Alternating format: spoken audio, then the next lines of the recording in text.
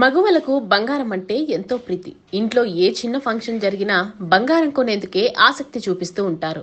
కొత్త కొత్త డిజైన్స్ వచ్చే జ్యువెలరీని కొనేందుకు మహిళలు ఎక్కువగా సమయాన్ని కేటాయిస్తూ ఉంటారు. అలాంటి ఆడవారు ఇంతగా ఇష్టపడే బంగారం ధరలు మాత్రం కుదురుగా ఉండవు. రోజువారీ బంగారం ధరల్లో మార్పులు చోటు చేసుకుంటాయి. ఈ నేపథ్యంలోనే బంగారం ధరలకు సంబంధించిన సమాచారాన్ని యోయో టీవీ ఛానల్ తమ వ్యూవర్స్ కోసం ప్రతిరోజు మీకు అందిస్తోంది.